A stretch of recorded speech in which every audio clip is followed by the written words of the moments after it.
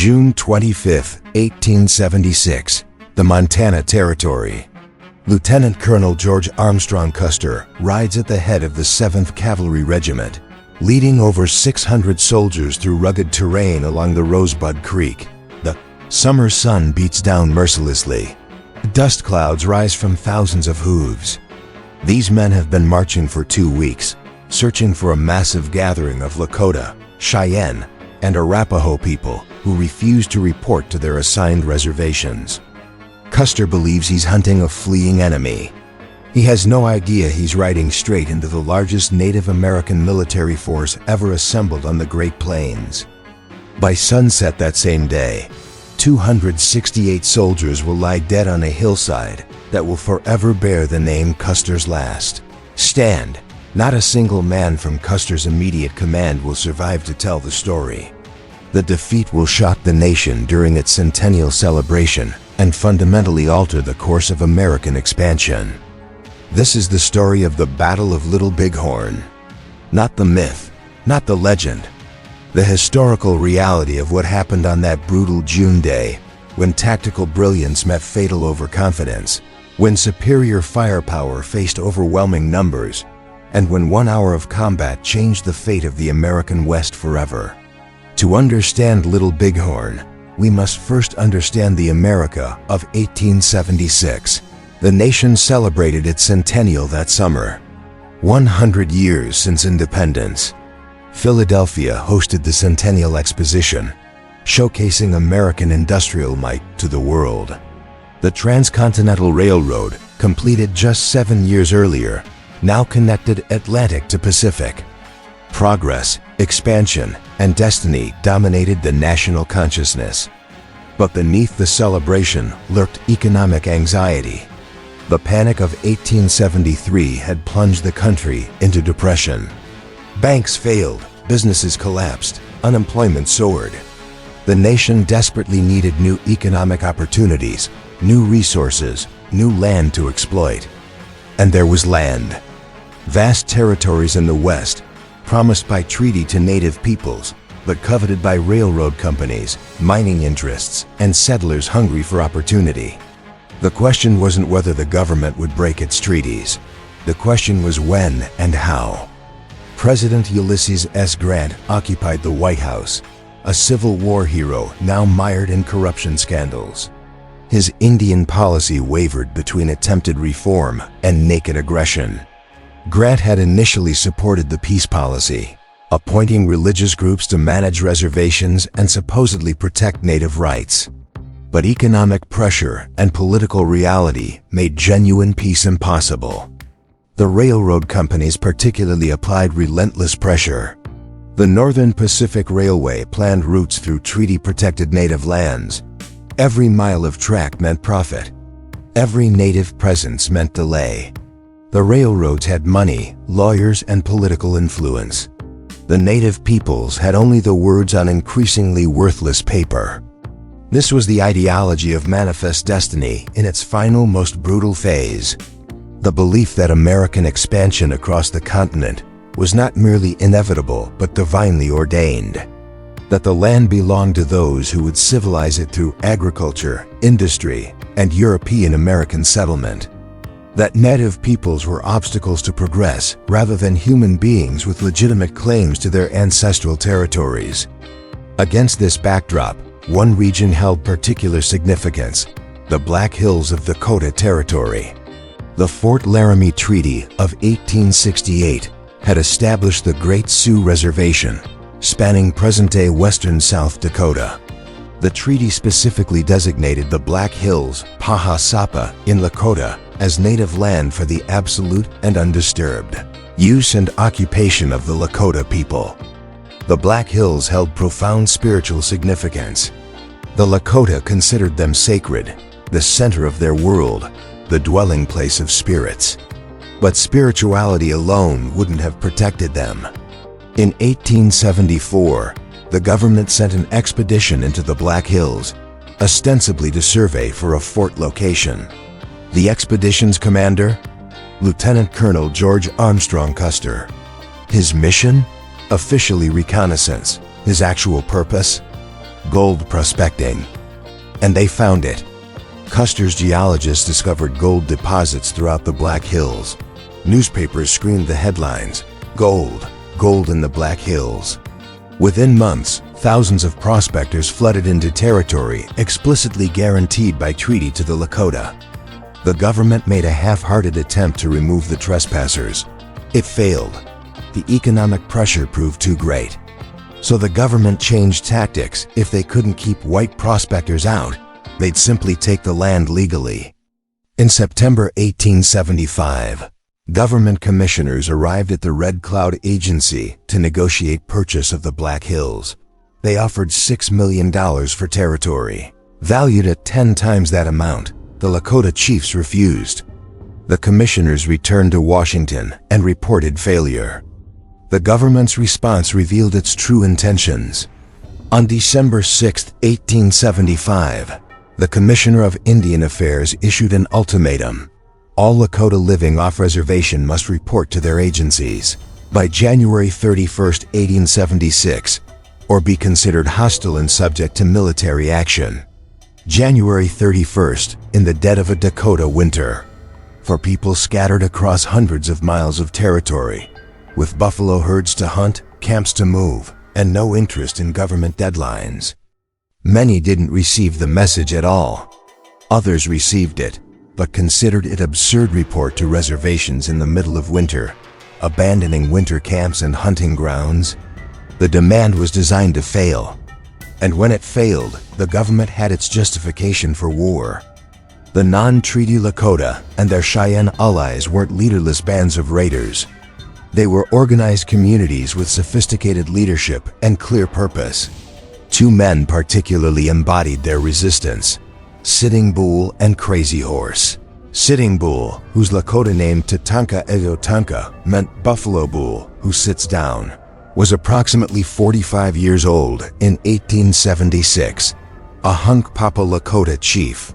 He commanded respect not through military prowess alone, but through spiritual authority and political wisdom. Sitting Bull had fought against American expansion for 2 decades. He'd witnessed treaty after treaty broken, promise after promise betrayed. He'd watched the buffalo herds dwindle under commercial hunting. He'd seen disease devastate his people. And he'd concluded that cooperation with the United States government meant cultural annihilation. His position was absolute. No sale of the Black Hills, no confinement to reservations, no surrender of the traditional Lakota way of life. Where other chiefs compromised, Sitting Bull resisted. Where others took government rations, Sitting Bull hunted buffalo. Where others signed new treaties, Sitting Bull gathered followers who believed as he did. In June 1876, Sitting Bull conducted a sun dance ceremony. For 3 days he danced, fasted, and prayed. He offered flesh from his arms, 50 small pieces cut from each arm, as sacrifice. And in his exhaustion and pain, he experienced a vision. He saw soldiers falling from the sky like grasshoppers, falling upside down into the Lakota camp. Dead soldiers, given to the people as a gift. The vision electrified the gathering tribes. Victory was coming. The spirits had spoken. If Sitting Bull provided spiritual leadership, Crazy Horse embodied tactical genius and warrior prowess. Crazy Horse Tazunku Witko, meaning his horse is crazy, was approximately 35 years old. An Oglala Lakota warrior with a reputation that inspired both followers and enemies. Unlike Sitting Bull, Crazy Horse avoided politics and speeches. He let his actions speak. Those actions spoke volumes. In 1866, Crazy Horse had helped annihilate Captain William Fetterman's command near Fort Phil Kearny, 80 soldiers killed in what became known as the Fetterman Massacre. The tactics used in that fight, the decoy, the ambush, the overwhelming force hidden until the perfect moment, would appear again at Little Bighorn. Crazy Horse had studied American military tactics for years. He understood how soldiers fought, how they thought, how they could be defeated. He knew they relied on firepower and discipline. He knew they fought in formation. He knew their horses were inferior to Lakota ponies. He knew their commanders often underestimated native tactical sophistication. Most importantly, Crazy Horse understood that the Americans' greatest weakness was their arrogance. They expected native warriors to scatter and run. They expected panic and disorder. They didn't expect coordinated tactical maneuvers, defensive positions, or sustained combat. Crazy Horse would use those expectations against them. Together, Sitting Bull and Crazy Horse represented an uncompromising resistance. They gathered followers throughout the winter and spring of 1876, not just Hunkpapa and Oglala, but Minneconjou, Sans Arc, Blackfeet Lakota, Brule, Two Kettles, Northern Cheyenne, and Arapaho. People who rejected reservation life. People who believed in maintaining their traditional ways. People willing to fight. By June 1876, they'd assembled the largest gathering of Plains Indians in recorded history along the valley of the Little Bighorn River. They called the river the Greasy Grass. George Armstrong Custer was 36 years old in June 1876, and his entire identity revolved around military glory.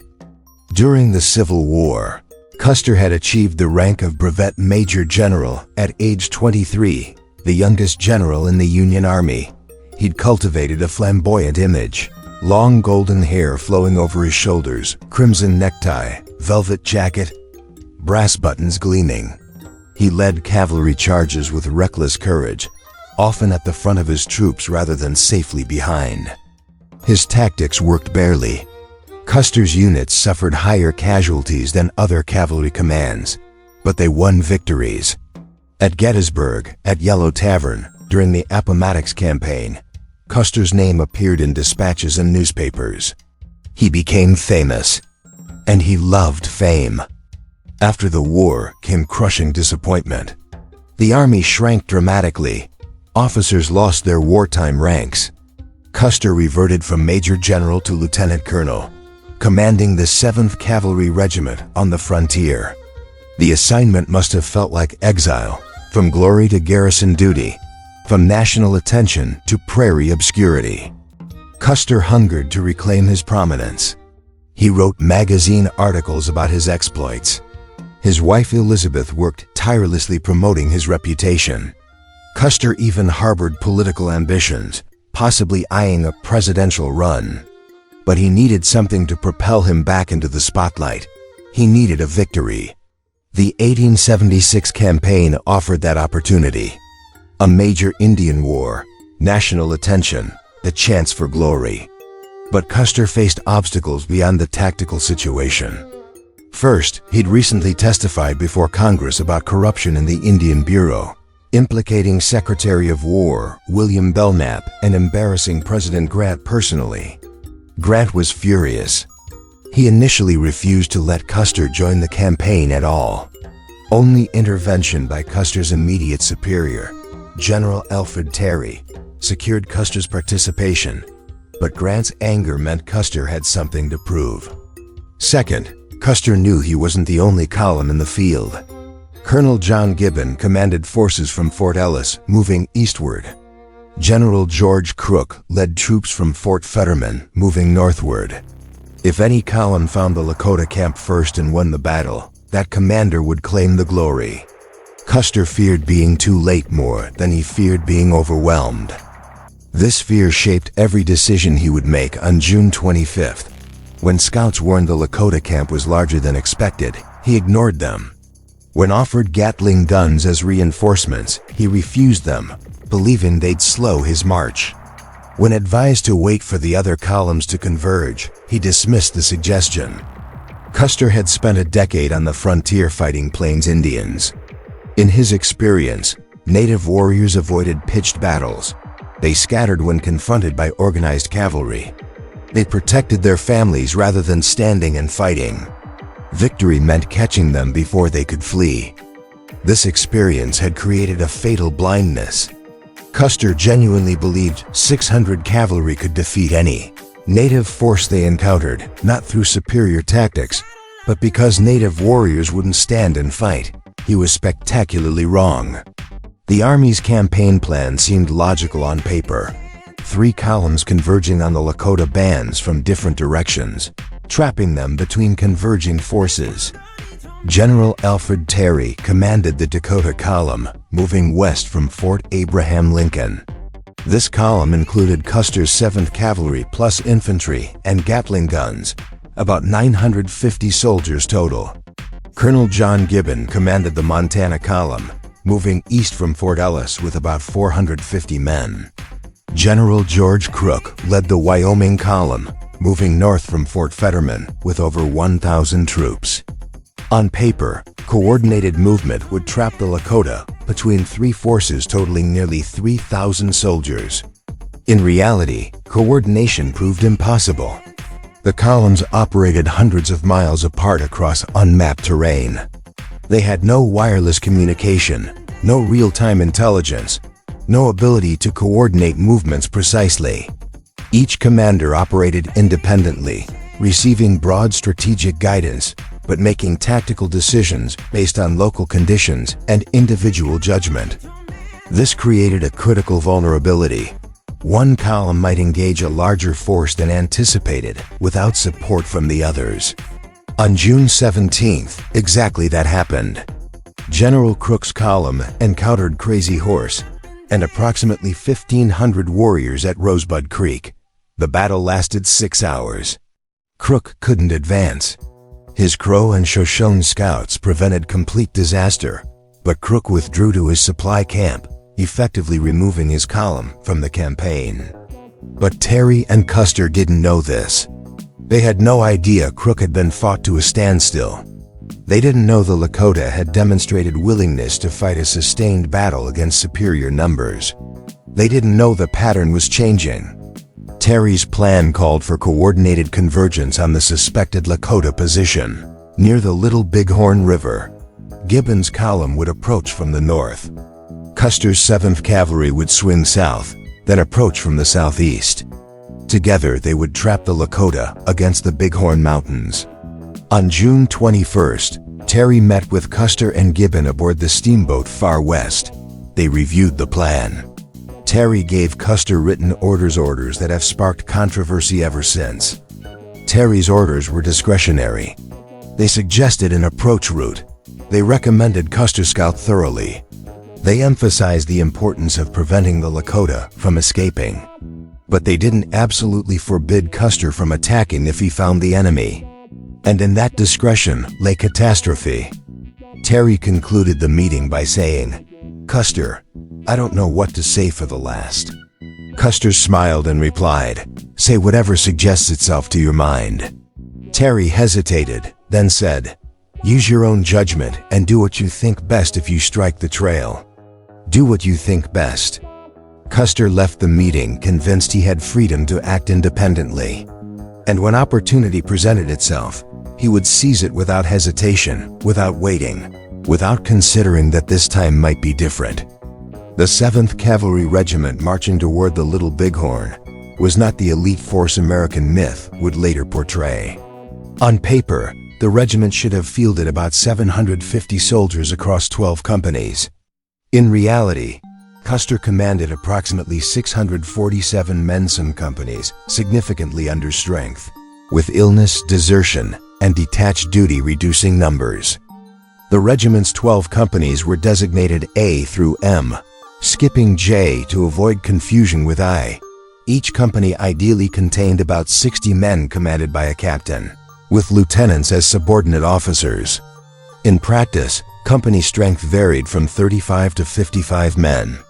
For the Little Bighorn operation, Custer organized his regiment into battalion-sized elements. His own battalion consisted of 5 companies, C, E, F, I, and L, totaling approximately 210 soldiers. Captain Miles Keogh commanded Company I. Lieutenant James Calhoun, Custer's brother-in-law, commanded Company L. Captain George Yates led Company F. Captain Tom Custer. George's younger brother commanded Company C. Lieutenant Algernon Smith led Company E. Major Marcus Reno commanded 3 companies, a G and M, with approximately 140 men.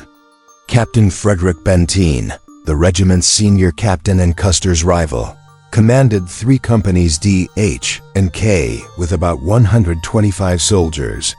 Captain Thomas McDougall's Company B escorted the pack train carrying ammunition and supplies, accompanied by about 130 soldiers and civilian packers. So Custer's 5 companies represented his striking force, the unit he intended to lead personally into combat. Reno's battalion would support or conduct diversionary attacks.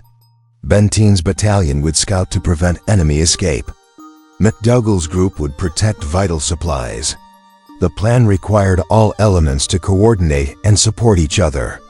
Whether they could do so would determine whether soldiers lived or died. Now about those soldiers themselves. The 7th Cavalry wasn't filled with hardened veterans. Approximately 40% were recent recruits with less than 1 year of service. Many had enlisted because economic depression left them no better option. Frontier cavalry didn't attract America's finest. It attracted men desperate enough to accept harsh conditions, brutal discipline, and $13 monthly pay. Training was minimal. Most soldiers received basic drill instruction and some target practice. Few had practiced firing from horseback, which was exceptionally difficult. The Springfield carbine's recoil made mounted accuracy nearly impossible except at close range. Cavalry doctrine emphasized dismounted fighting soldiers would ride to battle, then dismount and fight on foot like infantry. This created an immediate tactical problem. Cavalry regulations required every 4th man to hold horses when the unit dismounted. For every 100 soldiers, only 75 could actually fight. The others stood in the rear, controlling 4 horses each, vulnerable and useless in combat. The regiment's condition on June 25th further degraded combat effectiveness. The soldiers had marched continuously for 2 weeks, sleeping outdoors, eating hardtack and bacon, drinking alkaline water. On the night of June 24th to 25th, Custer ordered a night march, denying his men sleep. By dawn on the 25th, soldiers and horses were exhausted. Morale was mixed. Some soldiers respected Custer's aggressive leadership. Others resented his recklessness, remembering previous campaigns where Custer's rashness cost lives. The regiment's officers were particularly divided. Benteen actively disliked Custer and barely concealed his contempt. Reno respected rank but lacked Custer's confidence and charisma. This fractured leadership would prove catastrophic when split battalions faced crisis independently. The 7th Cavalry carried standard U.S. Army issue weapons, the Springfield Model 1873 carbine, and the Colt single-action Army revolver. The Springfield carbine was a single-shot breech-loading rifle firing .45 to 70. Government cartridges, a .45 caliber bullet propelled by 70 grains of black powder. The weapon was accurate, powerful, and reliable under normal conditions. But conditions at Little Bighorn wouldn't be normal. The Springfield's rate of fire was approximately 8 to 10 rounds per minute for a trained soldier. Loading required opening the breech, ejecting the spent cartridge, inserting a new round, closing the breech, cocking the hammer, and firing. Each step took time. More critically, the copper cartridge cases had a design flaw. Under rapid fire, the barrel heated up. Hot chambers caused soft copper cases to expand and stick. Soldiers had to pry stuck cases out with knives, ruining combat rhythm. Some troopers would die with knives in hand, trying desperately to clear jammed weapons. Each cavalryman carried 100 rounds of carbine ammunition, 50 in twin cartridge boxes on his belt, 50 more in saddlebags. Additional ammunition traveled with the pack train, which meant soldiers separated from their horses or the pack train couldn't resupply during combat. The Colt revolver provided backup armament. 6 shots, manually loaded 1 chamber at a time. Effective only at close range. Many soldiers never fired their revolvers in the coming battle. They died before fighting reached pistol distance. Cavalry sabers, traditional cavalry weapons, were mostly left behind.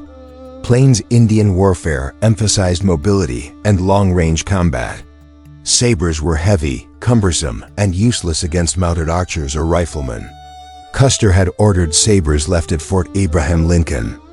So the 7th Cavalry went into battle with single-shot carbines that jammed under stress, revolvers effective only at close range, and knives, against an enemy with superior firepower.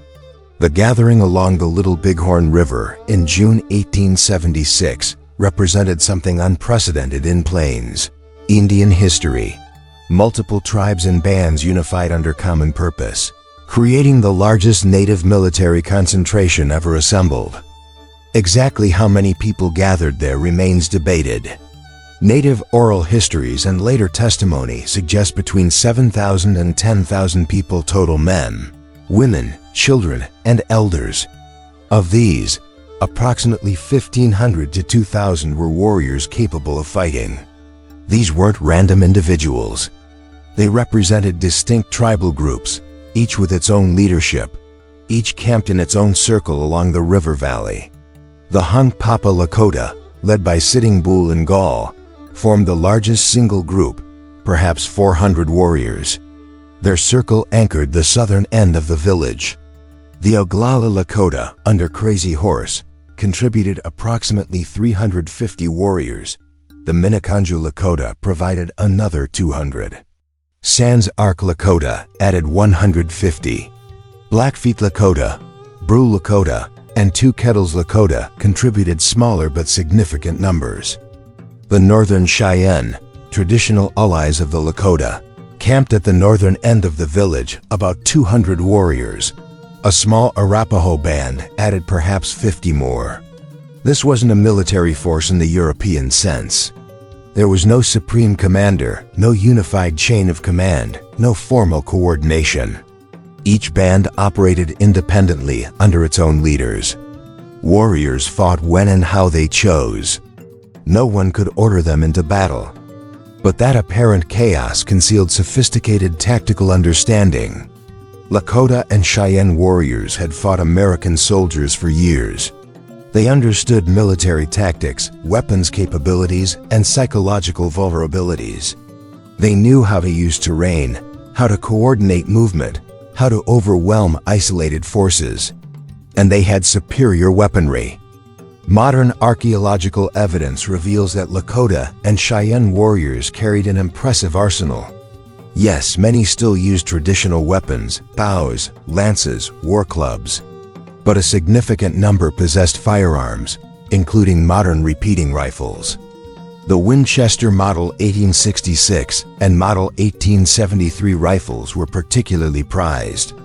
These lever-action repeaters held 15 rounds in their tubular magazines. A practiced shooter could fire all 15 rounds in less than a minute compared to the Springfield's 8 to 10 rounds per minute. Henry repeating rifles, holding up to 16 rounds, also appeared in native hands. Some warriors carried Spencer repeating carbines captured from earlier battles. Others had acquired modern single-shot rifles through trade or theft. Estimates suggest 200 to 300 warriors possessed repeating rifles. The rest carried single-shot rifles, muskets, or traditional weapons. But those few hundred repeaters provided devastating firepower advantages at critical moments. Where did these weapons come from? Multiple sources. Some were purchased from unscrupulous traders who ignored federal law prohibiting weapon sales to native people. Others came from Indian agencies, where corrupt agents sold government-provided weapons for profit. Some were captured in previous battles. A few came from warriors who worked as agency police or scouts and kept their issue weapons when they left. The result was a force that, in sustained firefights, could outshoot cavalry armed with single-shot carbines. Native warriors also held significant advantages in horsemanship and tactical mobility. Lakota and Cheyenne boys learned to ride almost before they could walk. By adulthood, they were superb horsemen, capable of controlling mounts with their knees while firing weapons with both hands. Their ponies, though smaller than army horses, were tougher, faster, more maneuverable, and better acclimated to the terrain. Army horses, grain-fed and bred for size, tired quickly in rough country. Native ponies, grass-fed and range-hardened, could maintain speed and maneuverability for hours. This mobility enabled fluid tactics. Native warriors didn't fight in rigid formations. They circled, charged, retreated, regrouped. They appeared where least expected, concentrated force against weakness, then dispersed before organized response could develop. American military doctrine emphasized holding ground and maintaining formation. Native tactics emphasized movement and flexibility. When these approaches collided, mobility often triumphed over discipline. The village itself stretched approximately 3 miles along the Little Bighorn River's western bank. Between 1,000 and 1,500 lodges tipis stood in 6 or 7 distinct circles, each representing a different band. The camps occupied prime location. Good grass for the enormous horse herd, estimated at 15 to 20,000 animals. Water from the river, timber for shelter and fuel. The river ran roughly north-south through a valley between low ridges. The valley was about half a mile wide at most points, with the river meandering through cottonwood groves. Open grassland extended from the river to bluffs on the east side, rising 100 to 150 feet above the valley floor. Women and children went about daily tasks: cooking, preparing hides, gathering plants. Men tended horses, repaired weapons, told stories. It looked peaceful. But these people had refused government orders to report to reservations. They knew soldiers were hunting them. They expected confrontation. What they didn't know was that confrontation would come within hours. On the morning of June 25th, Crow Scouts serving with the 7th Cavalry spotted the Lakota village from a high point called the Crow's Nest, about 15 miles from the Little Bighorn. The scouts were terrified by what they saw. Mitch Boyer, a half-Sioux scout married to a Crow woman, told Custer, "We are going to have a damn big fight." White Man Runs Him, a Crow scout, later recalled warning Custer that the village was too large to attack. He said there were more Sioux than the soldiers had bullets. Custer dismissed these warnings. He'd heard such claims before. Scouts always exaggerated enemy numbers. Native warriors always scattered when confronted by disciplined cavalry. He'd defeated larger forces at the Washita River in 1868. This would be no different. Except it would be. Around noon, Custer made a critical decision. He'd originally planned to rest his regiment, then attack at dawn on June 26th, when Gibbon's column would be in position. But scouts reported that Lakota hunters had spotted the regiment's trail. Custer feared the village would scatter before he could strike. So he accelerated his timeline. They would attack immediately, in the early afternoon, tired soldiers on exhausted horses or not.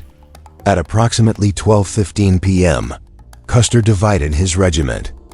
He ordered Captain Benteen to take 3 companies and scout to the left, south of the main trail, preventing any Lakota from escaping in that direction. Benteen protested. The order would take his battalion out of supporting distance. Custer insisted. Benteen departed, taking companies DH and K into broken terrain that would render them useless for hours. Custer kept 5 companies, C, E, Fi, and L, under his direct command. He assigned 3 companies at G, and Major Marcus Reno, Captain McDougall's Company B, would continue escorting the ammunition pack train. The regiment now advanced in 4 separate elements, spread over several miles, unable to support each other quickly. Around 2:15 p.m., the 7th Cavalry reached a lone abandoned tipi. Inside lay the body of a Lakota warrior, recently killed. The tipi's presence indicated the village was close. Custer made his second critical decision. He ordered Reno to take his battalion, cross the Little Bighorn River, and attack the village from the south. Custer's exact words have been debated, but witnesses reported he said something like, "Take your battalion and try to bring them to battle. I will support you with the whole outfit. I will support you." Reno understood this as a promise. Attack, and Custer's 5 companies would follow immediately. Together, 8 companies over 350 soldiers, could overwhelm any defense and prevent escape. Reno led his 140 men down into the valley. They crossed the Little Bighorn at a ford, the river about 2 to 3 feet deep, the horses splashing through without difficulty. The western bank rose steeply in places, the horses scrambling up slippery mud. They advanced through cottonwood groves along the river bottom. The trees limited visibility. Reno couldn't see the village yet, only dust and occasional movement ahead. His Arikara scouts rode ahead. These Arikara were traditional enemies of the Lakota, serving the army for revenge and wages. But even their hatred didn't overcome their fear. As they glimpsed the village's size, they began to pull back. Some sang their death songs. Reno emerged from the cottonwoods onto open ground approximately 3 p.m. Ahead, perhaps a mile and a half distant, stood the southern end of the Lakota village. Even from this distance, Reno could see it was enormous, far larger than any Indian village he'd ever encountered. Warriors were already mounting horses, riding out to meet him. 30, 40, 50 warriors appeared, then more behind them. The number grew every second. Reno had expected to find women and children fleeing in panic. Instead, he faced armed men riding directly toward his position. Reno deployed his 3 companies into a skirmish line, soldiers spread out in a loose formation, about 200 to 300 yards wide, with gaps between men allowing freedom of movement. This was standard cavalry doctrine for engagement. Company A under Captain Miles Moylan took the right. Company G under Lieutenant Donald McIntosh held the center. Company M under Captain Thomas French formed the left. Reno positioned himself with the center. At first, Reno ordered his men forward at a gallop. Bugles blared, soldiers shouted. It must have looked impressive, 140 cavalry charging in formation across open grassland, guidons snapping in the wind, sunlight glinting off carbines. The charge covered perhaps half a mile. Warriors continued emerging from the village, not fleeing, not panicking, organizing. At approximately 3:05 p.m., Reno realized his mistake. The warriors weren't running away, they were riding out to fight. And there were hundreds of them, with more coming every minute. He ordered a halt. The line stopped, horses blowing hard, soldiers checking weapons. They'd closed to about 500 yards from the village's southern edge. Reno made a crucial tactical decision. He ordered his men to dismount and fight on foot. Every 4th man would hold horses, standard procedure. This reduced his fighting force from 140 to approximately 105 soldiers capable of shooting. The horse holders moved to the rear, controlling 16 to 20 horses each. The shooters formed a thin line, kneeling or lying prone, carbines ready. In front of them, the number of warriors multiplied by the minute. From the village, women's voices called out, urging men to fight. The soldiers are here. Protect the children. Young men raced to join the battle. Older warriors grabbed weapons and mounted up. The response was instantaneous and overwhelming. Within 10 minutes of Reno's halt, at least 200 warriors faced his position. More were coming. Reno's position was terrible. He'd stopped on open ground with little cover, just tall grass and a few shallow depressions. The cottonwood timber lay several hundred yards to his right rear, along the river. The village and hundreds of warriors lay ahead and to his left. High bluffs rose on his right, to the east. He was exposed, unsupported, and facing a growing enemy force. And Custer's promised support was nowhere to be seen. For the next 15 minutes, Reno's soldiers fought from their position in the grass. The battle opened with long-range firing. Warriors began circling the cavalry line, staying mobile, presenting difficult targets. They didn't charge en masse that would have invited devastating volley fire. Instead, they employed the tactics that had won battles for generations. Individual warriors rode at full gallop, dropped to hang alongside their horses' flanks, and fired from beneath the horses' necks, presenting almost no target while shooting with reasonable accuracy. Others dismounted behind small rises or in grass, crawling forward to firing positions. The soldiers responded with disciplined fire. Kneeling or prone, they aimed carefully, fired, reloaded. The Springfield's range exceeded most native weapons, so disciplined volleys should have dominated. But several factors degraded American effectiveness. First, the dust. Hundreds of horses kicked up enormous dust clouds that obscured visibility. Soldiers aimed at movement and found more than clear targets. Second, the psychological pressure. The warriors' war cries, the thunder of hooves, the whistle of bullets and arrows, the wounded horses screaming, it was terrifying. These weren't hardened veterans. 40% were recent recruits who'd never faced combat. Their discipline began to crack. Third, the firepower. Warriors with Winchester and Henry repeaters poured fire into the cavalry line. The rapid shots from repeating rifles sounded different from single-shot weapons, faster, more sustained. Soldiers who'd expected technological superiority realized they faced equals or superiors in firepower. Fourth, the Arikara scouts abandoned Reno. These scouts, traditional Lakota enemies, had agreed to locate the enemy and skirmish, not fight pitched battles against overwhelming forces. They began drifting away, some riding back across the river.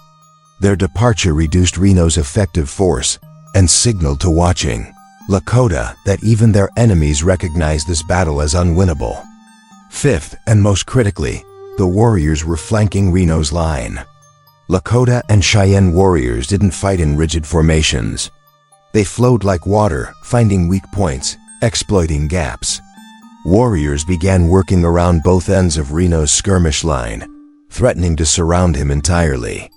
Reno could see warriors moving downstream, getting behind his right flank. Others circled left, getting between his position and the village. If they completed the encirclement, his command would be annihilated, casualties mounted. Private George Lawrence, Company M, took a bullet through the chest, the first soldier killed in Reno's battalion. Others fell wounded.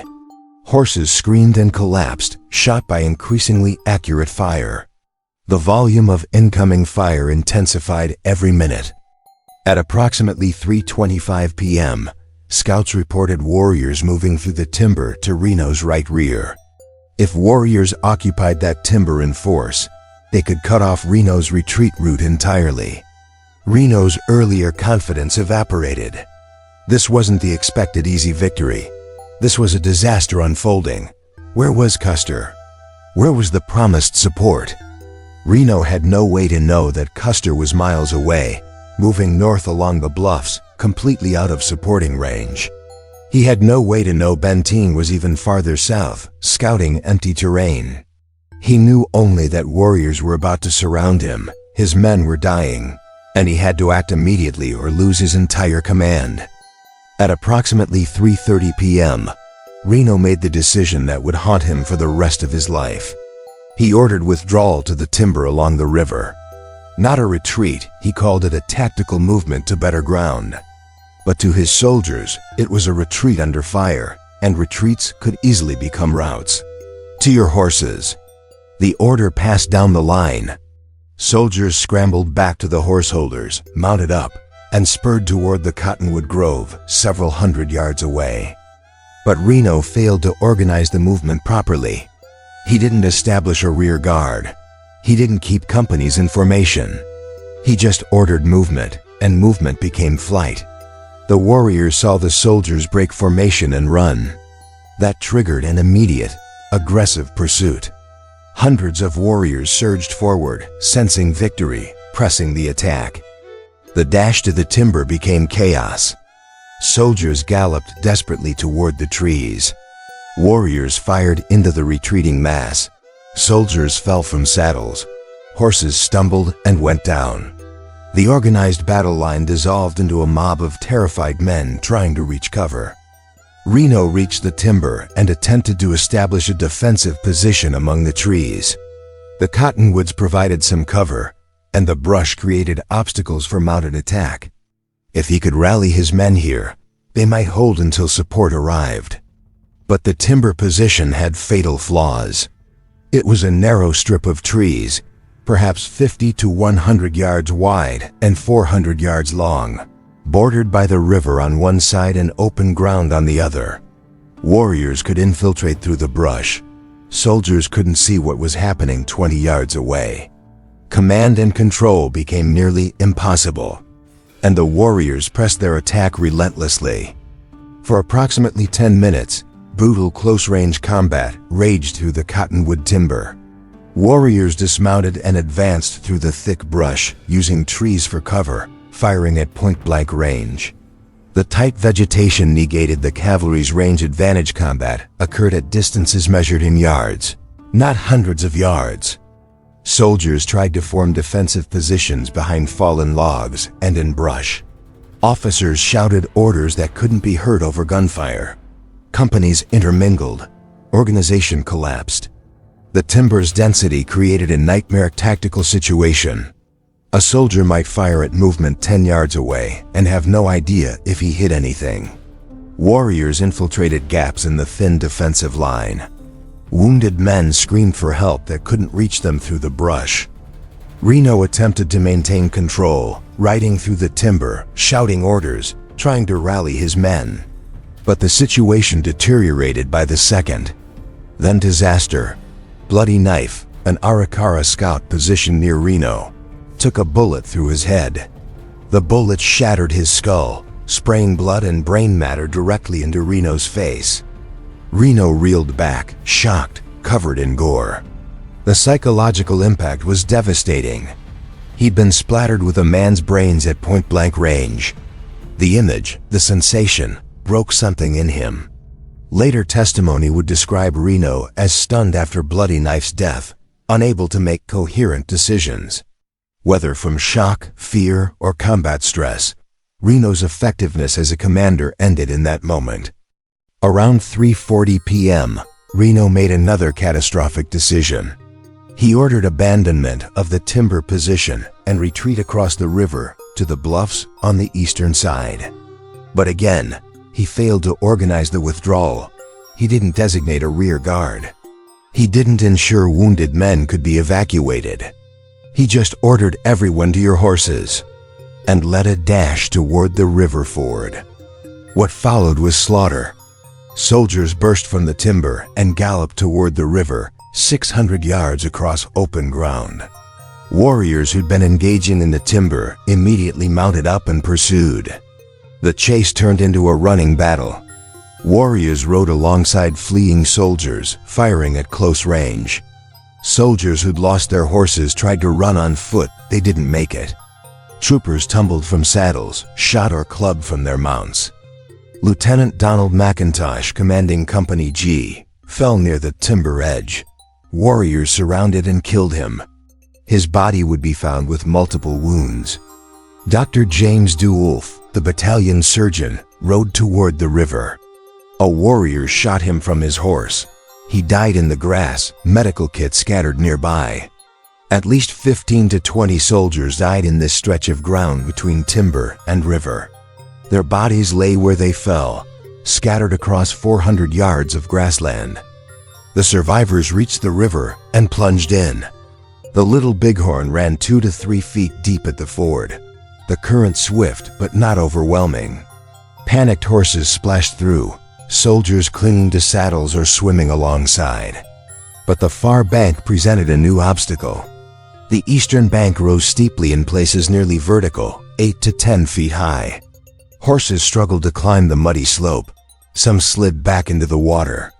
Others scrambled up, soldiers clinging desperately to stirrups. Warriors reached the river and fired into the chaos. Men died in the water or while climbing the bank, easy targets in their moment of maximum vulnerability. Somehow, most of Reno's command made it up the bank and continued fleeing up the steep slope toward the bluffs. The climb was brutal, 100 to 150 feet of steep hillside. Exhausted horses stumbled upward. Soldiers dismounted and led their animals, too tired to ride. Warriors pursued to the base of the bluff but didn't follow up. They'd inflicted devastating casualties and driven the soldiers from the valley. That was enough for now. At approximately 3:50 p.m., Reno's surviving soldiers collapsed on the hilltop that would later bear his name, Reno Hill. Reno attempted to count his survivors. The numbers told a grim story. He'd started with 140 officers and men. He'd lost 47, 32 dead or missing, 15 wounded, 1/3 casualties in less than an hour of combat. 3 officers were dead, Lieutenant McIntosh and Dr. Doolf, confirmed killed, plus Lieutenant Benny Hodson, Reno's adjutant, shot while crossing the river. The survivors were exhausted, demoralized, and terrified. Many had lost their horses. All had lost confidence in their commander. Reno sat on the ground, still dazed, blood drying on his face. Around 4:15 p.m., Captain Frederick Benteen appeared with his 3 companies, 125 fresh soldiers.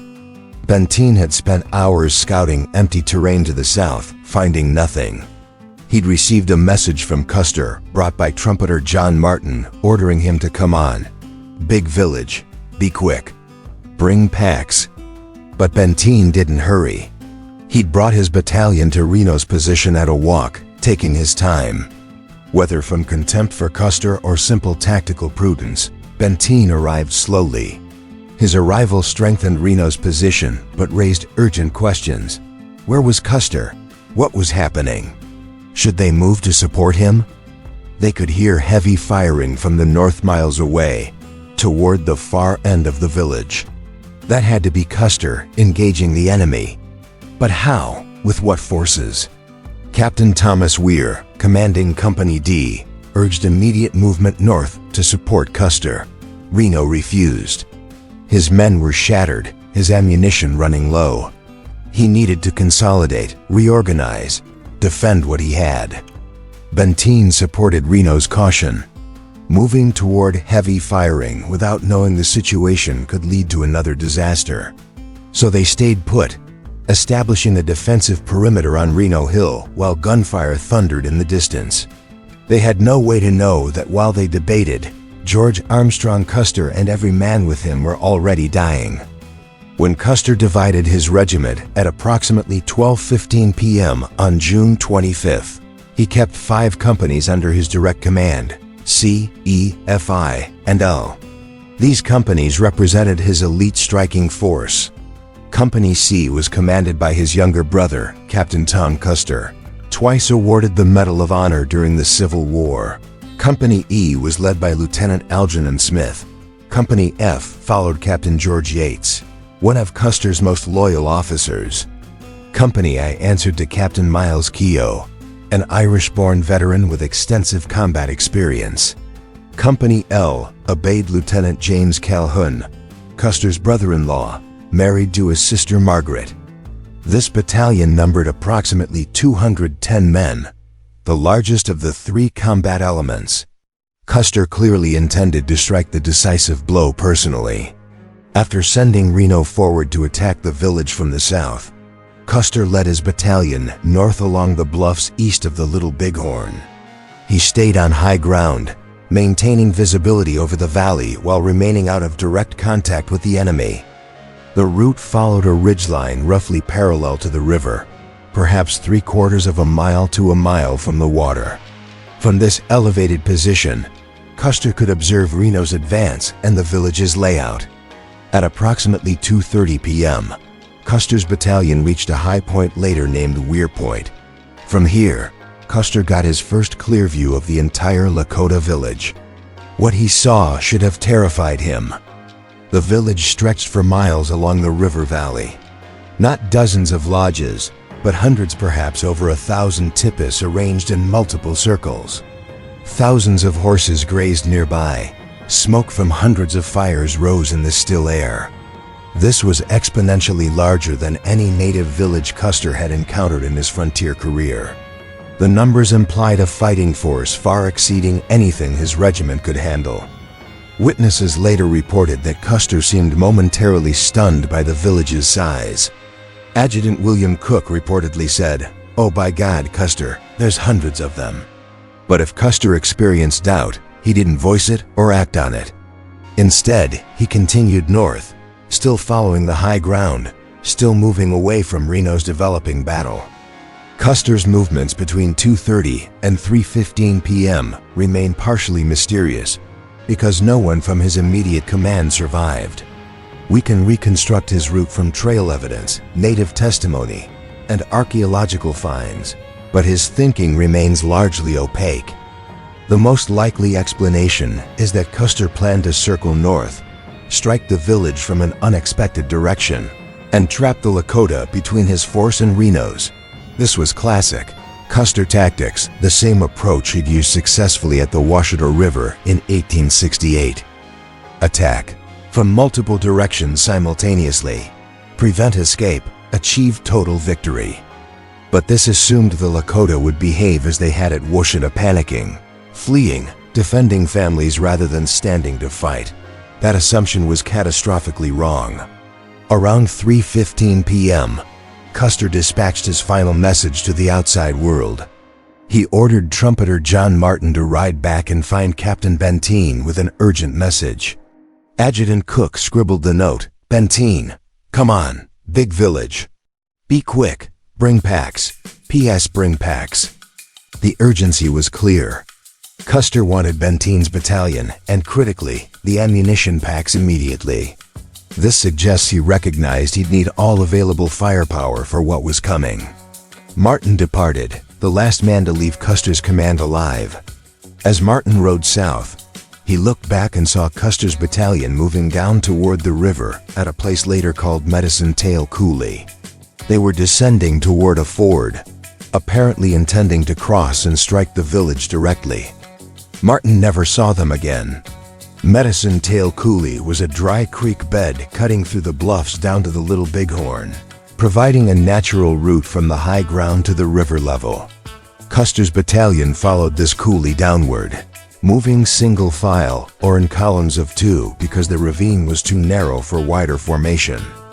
The descent took them out of sight of the main village and into confined terrain where visibility was limited and maneuverability restricted.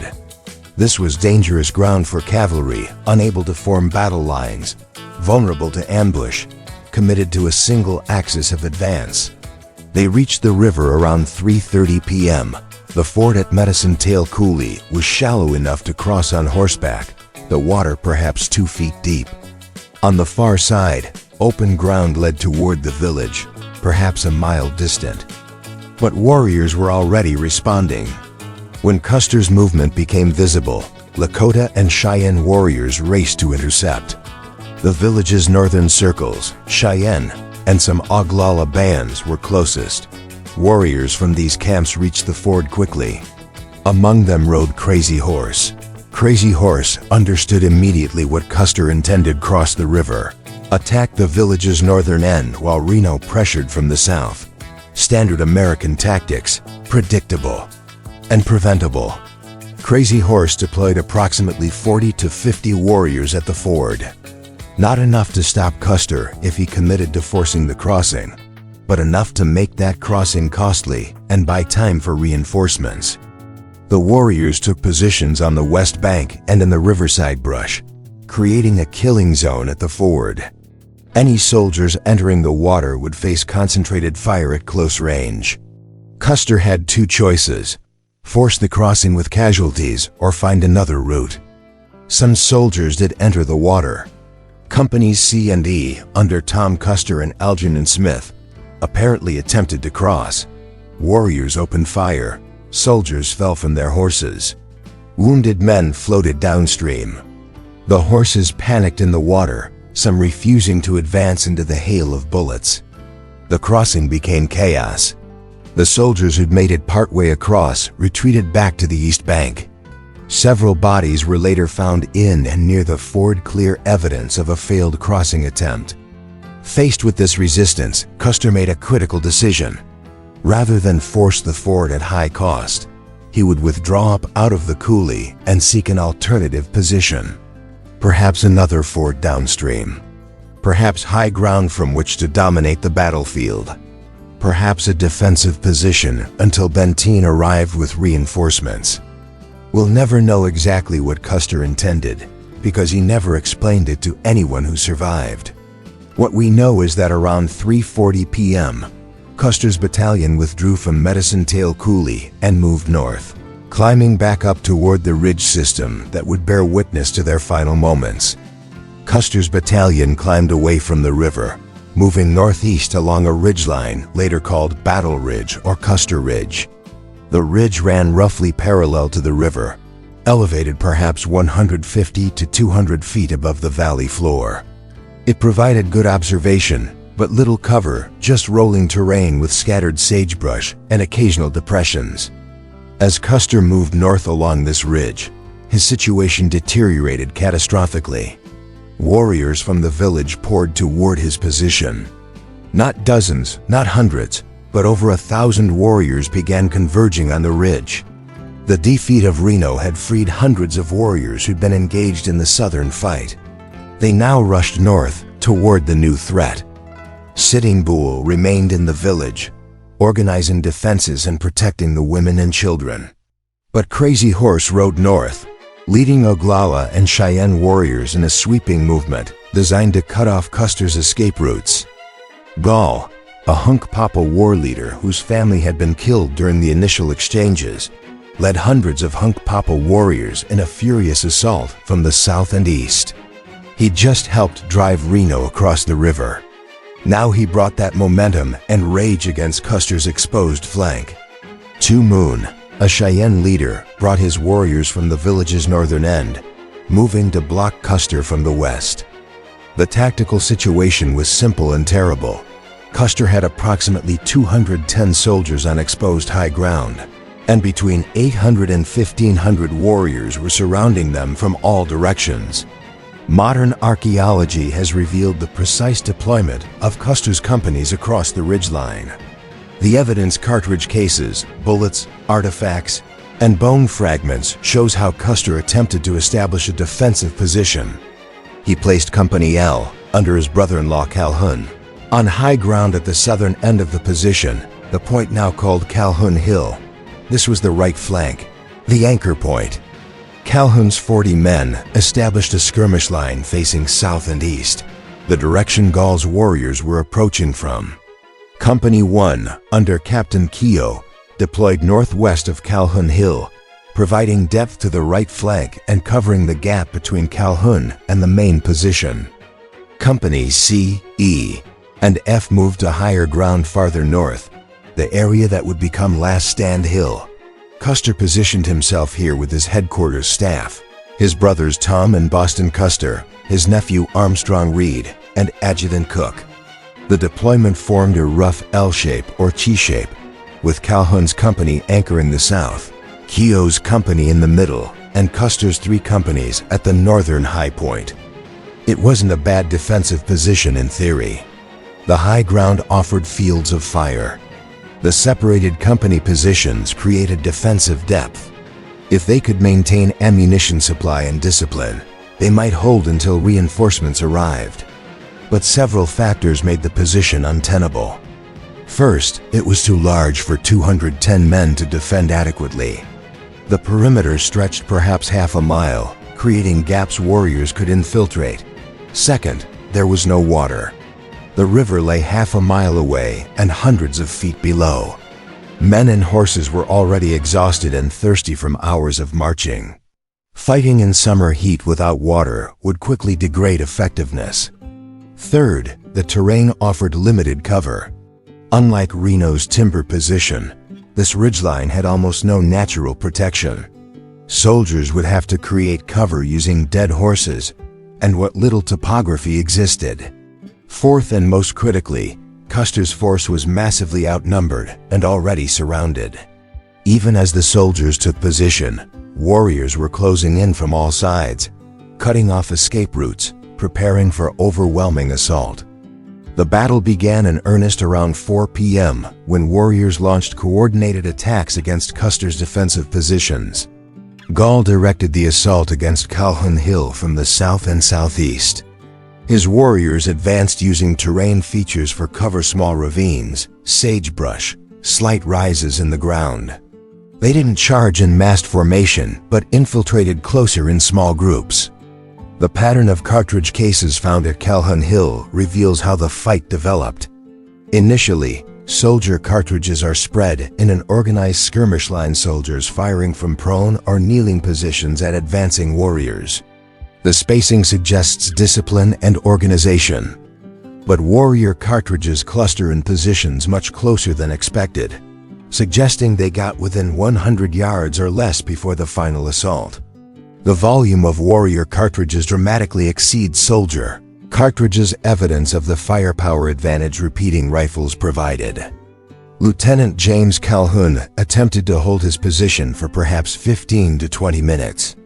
His 40 men fired disciplined volleys at advancing warriors. They killed horses, providing some cover. They created a small defensive perimeter. But the pressure was relentless and overwhelming. Warriors with repeating rifles poured fire into the position from multiple directions.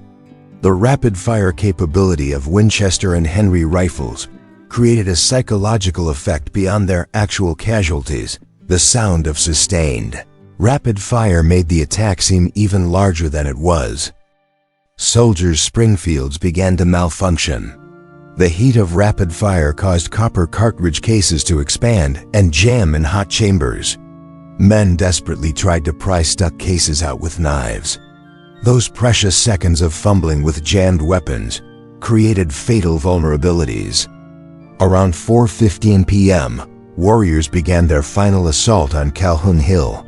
Lakota and Cheyenne oral histories describe warriors crawling to within yards of the soldier positions, then rising together for a coordinated charge. The attack came from at least 3 directions simultaneously: south, east, and southeast. The defenders broke. Some soldiers tried to run toward Keogh's position to the north. They were cut down. Others fought hand-to-hand with rifle butts and pistols. They died where they stood. The cartridge case evidence shows the collapse in stark detail. Soldier cartridges stop appearing in organized patterns and become scattered, individual positions. These are men firing alone, separated from their unit, making their last stands individually. Lieutenant Calhoun died on the hill that bears his name. His body was later found with several bullet wounds. Every man in Company L, approximately 40 soldiers, died at Calhoun Hill. Not one survived to retreat to the next defensive position. The battle had been raging for perhaps 20 minutes. 1/5 of Custer's command was already dead. With Calhoun Hill overrun, warriors poured toward Captain Miles Keogh's position, approximately 400 yards to the northwest. Keogh was a professional soldier in the truest sense, an Irish immigrant who'd served in the Papal States Army before joining the U.S. Army during the Civil War. He wore a religious medal that would later identify his remains, the Agnus Dei, blessed by Pope Pius IX. Keogh's company. I fought desperately to hold the gap between Calhoun Hill and Last Stand Hill. Archaeological evidence suggests his men initially held an organized position but were quickly overwhelmed by the mass of warriors flowing around both flanks. The pattern at Keogh's position differs from Calhoun Hill. Here, cartridge cases cluster in tight groups, suggesting soldiers bunched together rather than maintaining extended skirmish lines. This indicates they were already surrounded and contracting their perimeter for mutual defense. Dead horses provided the only cover. Soldiers shot their horses and sheltered behind the carcasses. But horse bodies, while better than nothing, couldn't stop bullets effectively at close range. Warriors with good firing positions could still hit soldiers crouching behind dead animals. Keogh's men faced attack from the south, warriors who'd overrun Calhoun; from the east, Gall's main force; and from the west, warriors circling from the river valley. The position was indefensible. Around 4:25 p.m., some soldiers attempted to break out and run toward Last Stand Hill. The ground between Keogh's position and Last Stand Hill was about 200 to 300 yards of open terrain. Men running across that distance on foot, already exhausted, made easy targets. Native accounts describe warriors riding alongside fleeing soldiers and striking them down with war clubs or shooting them at point-blank range. It was slaughter, not combat. Captain Keogh apparently stayed with the remnant of his company to the end. His body was later found near the bodies of several of his men, suggesting he died trying to organize a final defensive stand. The only survivor from this area was a horse Keogh's mount, Comanche. The horse survived with 7 wounds and later became a symbol of the battle, the only living thing from Custer's immediate command to survive. Comanche was never ridden again and attended 7th Cavalry ceremonies until his death in 1891. With Keogh's position overrun by approximately 4:35 p.m., the battle had contracted to its final phase. Only Last Stand Hill remained, and approximately 120 soldiers still lived. Last Stand Hill rose as the highest point in the immediate area, a modest elevation perhaps 30 feet higher than the surrounding ridge. Its tactical value was limited. It provided fields of fire but almost no cover. Here, Custer gathered the survivors, remnants of Companies C, E, and F, plus headquarters staff and a few soldiers who'd retreated from Q's position. The men killed remaining horses to create a barricade. Dead animals don't provide great cover, but they offer more protection than nothing. The soldiers arranged horse carcasses in a rough circle, perhaps 50 yards in diameter. Inside this shrinking perimeter stood George Armstrong Custer, his brothers Tom and Boston, his nephew Armstrong Reed, Adjutant William Cook, Captain George Yates, Lieutenant Algernon Smith, and approximately 115 soldiers. They were surrounded by roughly 1,000 warriors. The archaeological evidence from Last Stand Hill tells a grim story. Cartridge case analysis reveals soldiers firing in all directions, 360-degree defense against encirclement. The density of warrior cartridges indicates intense fire from close range. Modern forensic analysis has identified individual weapons by examining firing pin marks on cartridge cases. This analysis reveals that some warrior firearms appear in multiple locations around the perimeter, evidence that warriors were mobile, changing positions, maintaining pressure from all sides. The soldiers' situation was hopeless. They were out of water, nearly out of ammunition, exhausted, surrounded, and unsupported. No relief was coming. Benteen-Reno were pinned down miles to the south. Terry and Gibbon were days away. But they fought with desperate courage. Native accounts emphasize that the soldiers didn't surrender. They didn't run. They fought until they physically couldn't fight anymore. Around 4:40 p.m., ammunition began running out. The soldiers had started the day with 100 rounds per man. 3 hours of sporadic marching and fighting had consumed much of that. The intense firefight on Last Stand Hill burned through remaining ammunition at catastrophic rates. Men began scavenging ammunition from dead comrades. Cartridge boxes were pulled from corpses. Pockets were searched for spare rounds. Every bullet became precious. Springfields continued jamming. Soldiers threw away useless carbines and fought with revolvers. But revolvers held only 6 rounds and had to be manually reloaded 1 bullet at a time, an agonizingly slow process under combat stress. Warriors recognized the fire was slackening. The volume of soldier gunfire decreased noticeably. Fewer bullets meant fewer reasons to keep distance. Around 4:50 p.m., Crazy Horse reportedly gave the order that ended the battle. "Hoka hey, today is a good day to die." Warriors surged forward from all sides in a coordinated rush. No longer hanging back, they charged the final perimeter, overwhelming the remaining defenders through sheer numbers. The fight turned to hand-to-hand combat. Soldiers with empty guns fought with rifle butts, pistols as clubs, knives, fists. Warriors used war clubs, lances, knives, and close-range gunfire. Native accounts described the end as swift and brutal. The soldiers were too exhausted, too outnumbered, too overwhelmed to mount organized resistance. The defensive circle collapsed under the weight of hundreds of warriors attacking simultaneously. Tu Moon, a Cheyenne leader who participated, later described the final moments. The shooting was quick. Pop, pop, pop very fast. Some of the soldiers were down on their knees, some standing. Officers all in front. The smoke was like a great cloud, and everywhere the Sioux went the dust rose like smoke. We circled all round them, swirling like water round a stone. Another account from Low Dog, an Oglala warrior, stated, "They fought like cornered wolves. There was no hope for them, but they knew how to die." George Armstrong Custer died somewhere in this final chaos. His exact moment of death and who killed him remain unknown.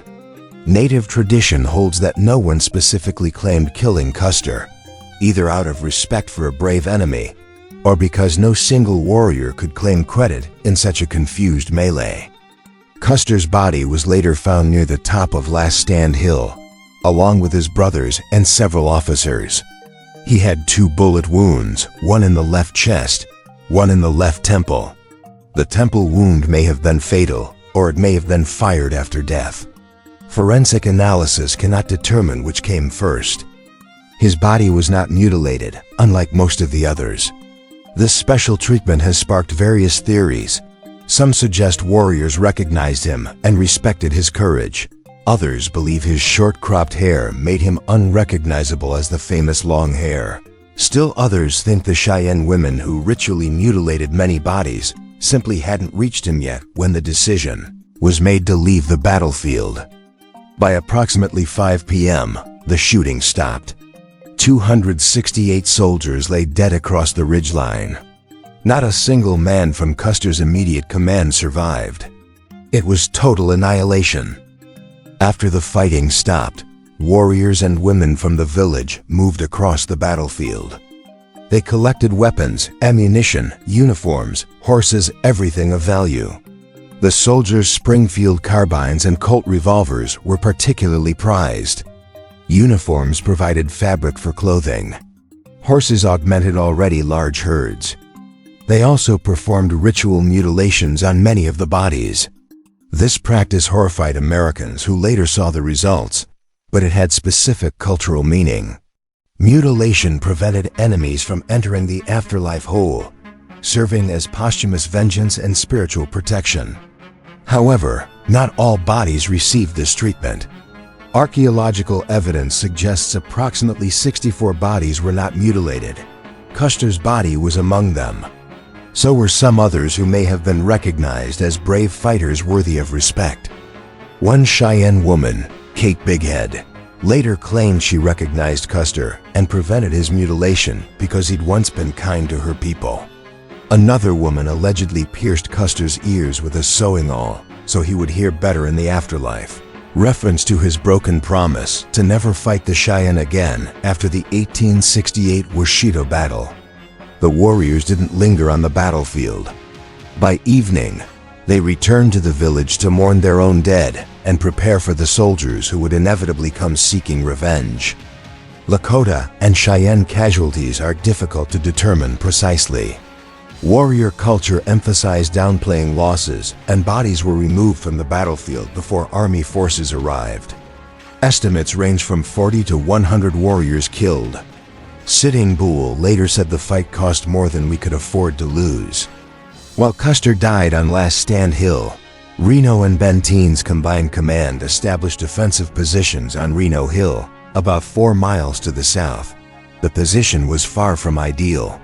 The hilltop was approximately 150 yards in diameter, relatively flat but with shallow depressions offering minimal cover.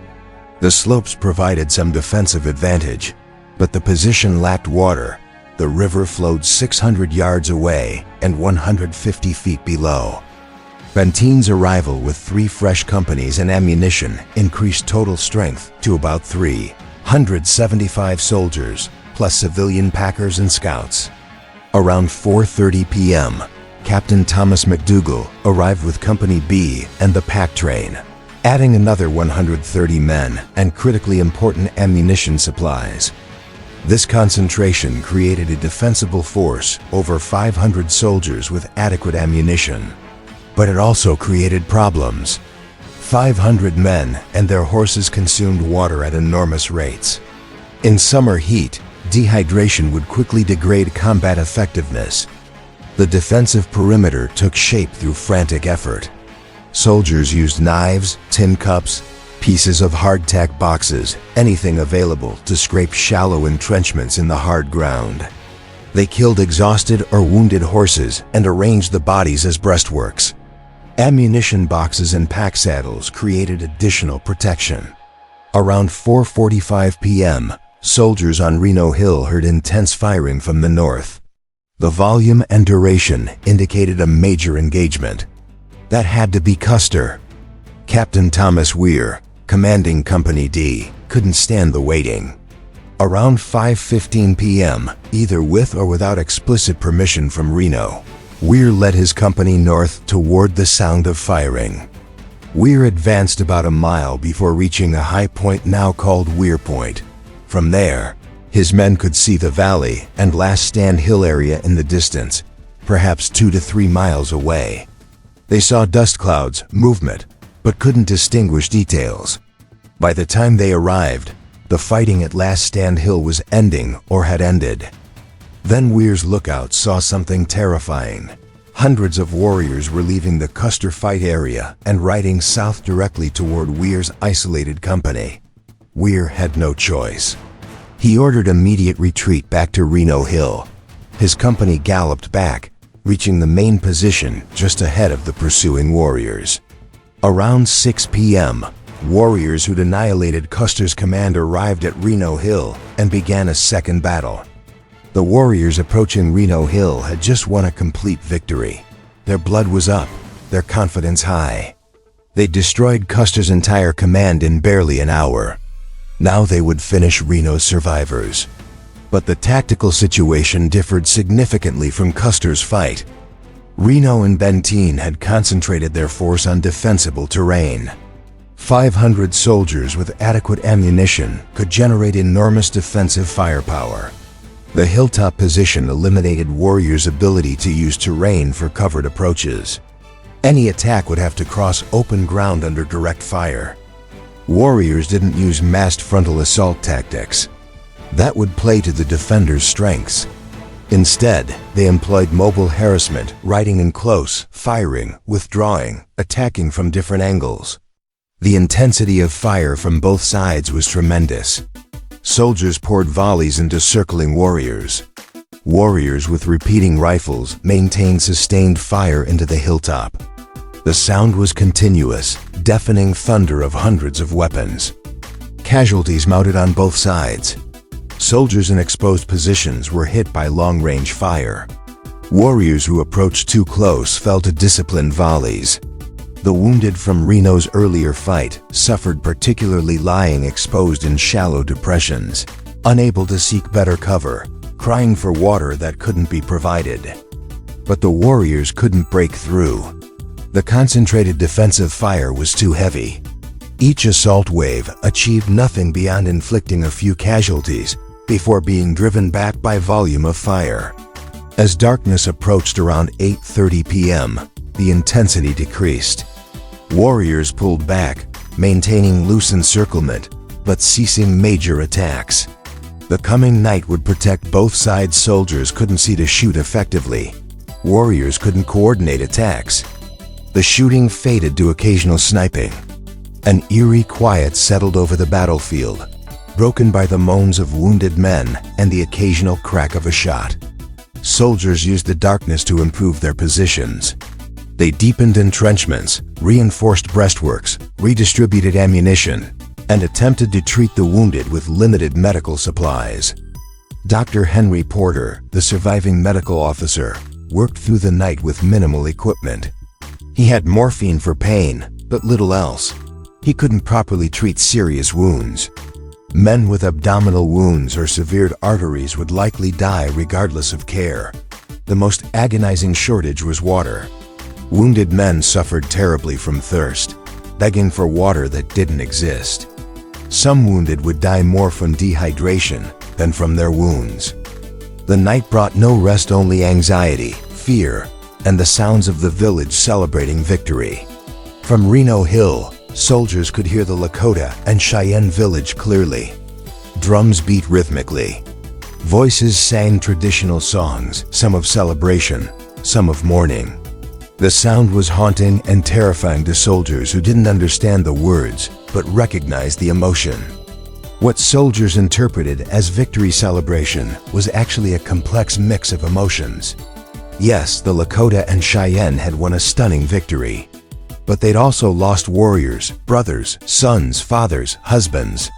Lakota culture required mourning periods for the dead. Women whose family members died would cut their hair and slash their arms or legs to express grief. The celebration sounds were real young men who'd counted coup, won honors, captured horses and weapons, naturally celebrated. But so were the mourning sounds. The village was simultaneously celebrating triumph and grieving loss. On Reno Hill, soldiers listened to sounds they couldn't interpret and imagined the worst. Some believed the warriors were working themselves into frenzy for a dawn attack. Others thought the sounds indicated torture of captured soldiers, though no evidence of captured live soldiers ever emerged. Lieutenant Charles DeRudio and 3 other soldiers from Reno's command were still in the valley below, hidden in riverside timber. They'd been separated during the chaotic retreat and had taken cover in dense brush. Through the night, they lay silent and motionless, listening to warriors pass nearby, terrified that any sound would reveal their position. Around midnight, volunteers from Reno Hill attempted to reach the river for water. 19 men led by Benteen's orderly, Private Mike Madden, crawled down the slope in darkness, carrying canteens and cooking pots. The descent was terrifying. Any noise might alert warrior pickets. The darkness was absolute, no moon, no starlight penetrating the overcast sky. Men crawled on hands and knees, feeling their way downward. They reached the river and filled containers as quietly as possible. Water sloshing in canteens sounded impossibly loud in the stillness. Every sound seemed certain to bring gunfire. But somehow they made it back. The water they brought wasn't nearly enough for 500 men and hundreds of horses, but it saved lives, particularly among the wounded who were dying of thirst. These 19 men would later receive the Medal of Honor for their courage. 19 medals, more medals of honor than any other single action in American military history. That fact speaks to both their genuine bravery and the Army's desperate need to find heroes in this catastrophic defeat. Dawn on June 26th brought renewed attack. As the sky lightened around 5 a.m., warriors reappeared on the ridges surrounding Reno Hill. Estimates suggest 800 to 1,500 warriors participated in the June 26th siege. Not all attacked simultaneously. Warriors came and went, rested, ate, then returned. But at any given moment, hundreds of warriors maintained pressure on the hilltop. The pattern of combat differed from the previous evening. Warriors established firing positions at longer range, 200 to 400 yards, and maintained sustained fire rather than mounted charges. They occupied ravines, depressions, and slight rises that provided cover while allowing them to shoot into the hilltop. This created a nightmare for the defenders. There was no front line, no specific direction from which attacks came. Warriors surrounded the position, firing from all directions. Soldiers couldn't focus defensive fire effectively because threats appeared from everywhere. The volume of incoming fire was phenomenal. Warriors with repeating rifles poured hundreds of rounds into the position. The sound was continuous, overlapping reports creating a sustained roar. Bullets kicked up dirt throughout the position. Nothing was safe. Soldiers pressed flat against the ground, barely daring to lift their heads. Several soldiers were killed by headshots, bullets striking men who raised their heads too high above cover. The precision of some warrior marksmanship was impressive, suggesting experienced shooters with quality weapons. Captain Frederick Benteen proved himself during this siege. While Reno remained passive and seemingly shaken, Benteen moved to the position, encouraging men, directing fire, organizing defensive improvements. His calm demeanor and tactical competence steadied soldiers who might otherwise have panicked. Lieutenant Charles Varnum later testified, "Benteen was the hero of the fight. He kept riding around the lines, encouraging the men, and attending to the safety of the position under fire all the time." Around 11 a.m., Benteen organized another desperate water party. The mid-morning attempt would be far more dangerous than the midnight mission. Warriors could see clearly. They had excellent fields of fire on the slope leading to the river. But the wounded were dying of thirst. Something had to be done. 15 volunteers crawled down the slope under covering fire from the hilltop. Warriors recognized what was happening and concentrated fire on the route to the river. Bullets kicked up dust around the crawling men. Some were hit but continued forward. Others dragged wounded comrades back. Private Mike Madden, who'd led the night mission, went again. A bullet struck his water pot, punching a hole through the metal. He kept going, filling the punctured pot anyway, losing water the entire climb back, but bringing some relief to the wounded. Blacksmith Henry Mecklin was hit in the leg during the descent. He filled his canteens and crawled back anyway, wounded and bleeding, refusing to abandon the mission. 4 men were wounded in this daylight water run, but they brought back enough water to keep the most seriously wounded alive a few more hours. The siege continued through the afternoon. Heat became oppressive, temperatures exceeding 85 degrees Fahrenheit. Men and horses suffered terribly in the sun with limited water. Thirst became almost unbearable. Some soldiers broke under the strain. A few reportedly stood up, apparently hoping to be shot and escape the agony. Officers tackled them and forced them back into cover. Ammunition consumption became a concern. Despite the pack train's reserves, sustained defensive fire burned through cartridges. Officers ordered fire discipline aimed shots only, no wasting ammunition on long-range targets. Around 2 p.m., warriors attempted one final coordinated assault. Hundreds rushed the hilltop from multiple directions, firing as they advanced, attempting to overrun the position through shock in numbers. It was the most dangerous moment of the siege. If warriors reached the hilltop in force, hand-to-hand combat would ensue and numerical superiority would prevail. But the soldiers held. Concentrated volley fire staggered the assault. Warriors fell or pulled back. The charge broke before reaching the defensive perimeter. After that repulse, the intensity of warrior attacks decreased noticeably. Around 5 p.m. on June 26th, soldiers noticed something remarkable. Warriors were leaving. Not retreating from defeat, they'd won every engagement, but departing the battlefield entirely. Warriors rode away in groups, heading back toward the village. Through the late afternoon and evening, the village itself began moving. Soldiers watched from Reno Hill as an enormous column of people, horses, and possessions streamed south along the valley. The column stretched for miles, thousands of people, moving as an organized community, not a fleeing mob. Why did they leave? Several factors contributed. First, scouts reported more soldiers approaching. Columns under Terry and Gibbon were converging on the area.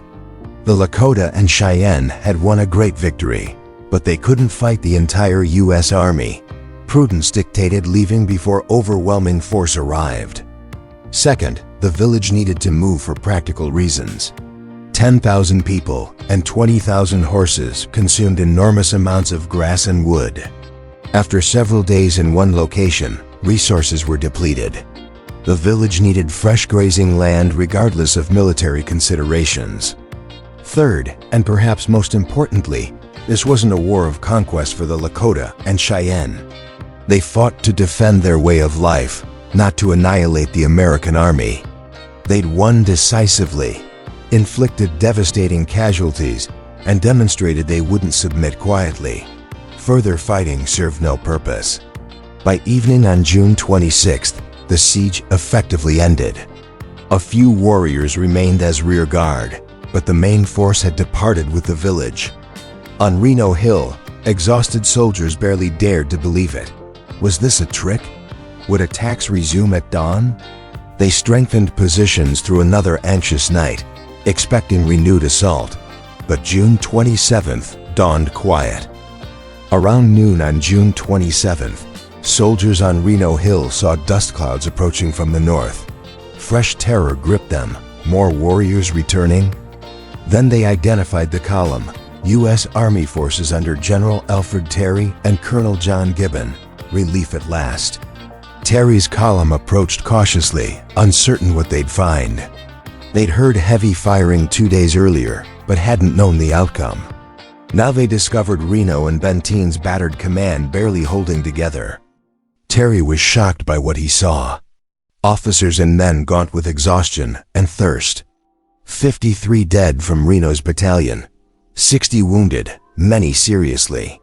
The position reeked of death-decomposing horses and human remains under summer sun. "Where's Custer?" Terry asked. Nobody knew for certain.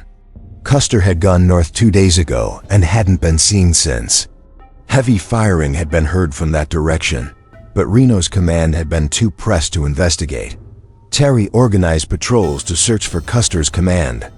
On the afternoon of June 27th, Lieutenant James Bradley's Crow Scouts discovered the first bodies on Last Stand Hill. Bradley returned to Terry and reported, "I have a very sad report to make. I have counted 197 bodies. I think Custer is among them." Terry and Gibbon rode to the site. What they found exceeded their worst fears. 268 bodies scattered across the ridgeline, decomposing in summer heat. Many stripped naked, many mutilated. The scene was beyond description. Officers who witnessed it couldn't bring themselves to record details in official reports.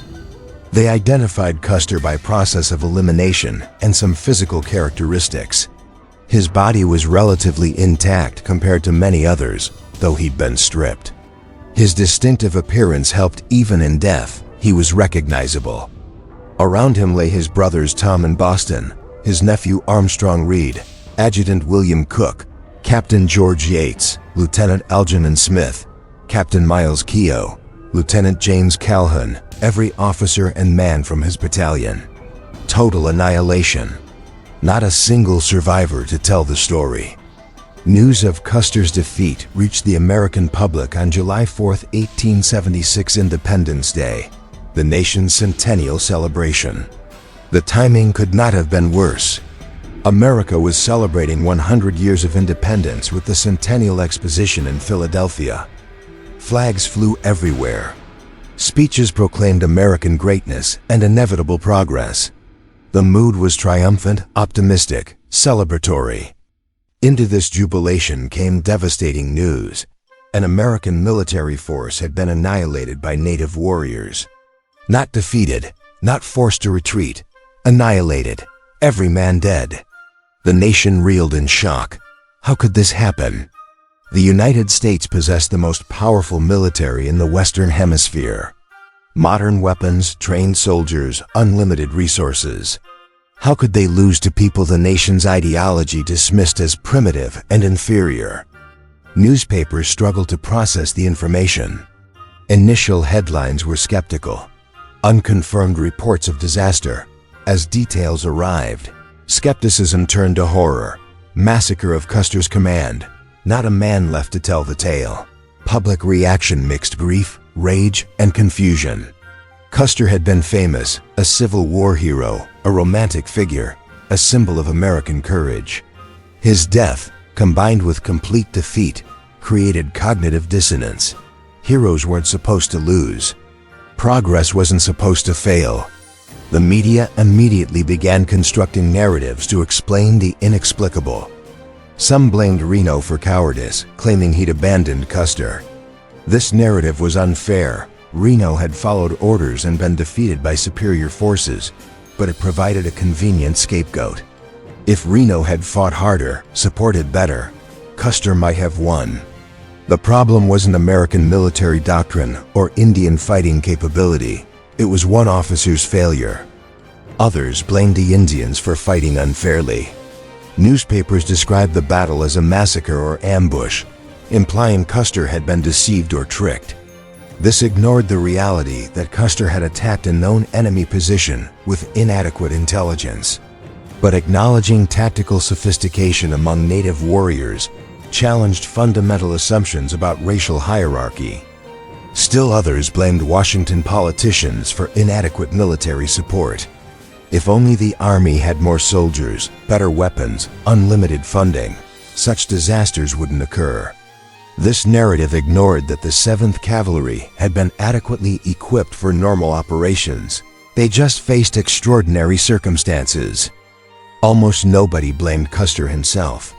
A few critics noted his recklessness and arrogance, but these were minority voices. The dominant narrative transformed Custer into a martyred hero who died fighting overwhelming odds, betrayed by subordinates or by inadequate support. Elizabeth Bacon Custer, George's widow, devoted the rest of her life. She would live until 1933, 57 years after Little Bighorn, to cultivating this heroic image. She wrote multiple books portraying her husband as a brave, brilliant commander undone by circumstance. Her efforts largely succeeded in shaping public memory for generations. But beneath the mourning and myth-making, a harder response emerged: demands for revenge. Public opinion turned decisively against any accommodation with native peoples. The voices calling for peaceful coexistence, for honoring treaties, for respecting native land rights, those voices were drowned out by calls for military subjugation. Newspapers demanded total war. "The only good Indian is a dead Indian," ran one headline, quoting an infamous saying. "Extermination or total submission," ran another. The measured voices urging negotiation and compromise were dismissed as naive or treasonous. Congress responded immediately. Within weeks, appropriations for Indian campaigns increased dramatically. Authorization to recruit new soldiers passed without opposition. The message was clear: Little Bighorn would be avenged, and the cost was no object. The Army moved swiftly to reassert dominance. General Philip Sheridan, commanding the Division of the Missouri, received authorization to use unlimited force. His strategy was straightforward and brutal: relentless pursuit, total war against resources, no safe havens. Sheridan understood that native military power depended on mobility and resources. Warriors could defeat isolated forces through surprise and superior numbers, but they couldn't match the U.S. Army's logistics and sustained operations. The key was denying them rest, destroying their supplies, and forcing constant movement until exhaustion led to surrender. Additional troops poured into the region. Forts received reinforcements. Supply lines were established. The Army prepared for extended operations through summer, fall, and winter. The Lakota and Cheyenne victory at Little Bighorn proved strategically catastrophic. Their triumph had drawn maximum attention and maximum response. What might have remained a limited regional conflict became a national priority requiring total resolution. In July 1876, the village that had gathered at Little Bighorn began to fragment. Maintaining such a large concentration was impossible. The horses consumed grass faster than natural growth could replace it. Game animals fled the area. Practical necessity forced dispersal into smaller bands. This dispersal made them vulnerable. The Army didn't have to defeat the entire force simultaneously. They could pursue individual bands, destroy villages piecemeal, and gradually grind down resistance through attrition. The first major engagement came on September 9th at Slim Buttes in present-day South Dakota. General George Crook's column surprised a Minneconjou, Lakota village led by Chief American Horse. The soldiers attacked at dawn, killing several warriors and capturing supplies before the village could flee. American Horse was wounded in the abdomen during the fight. He died hours later from the injury.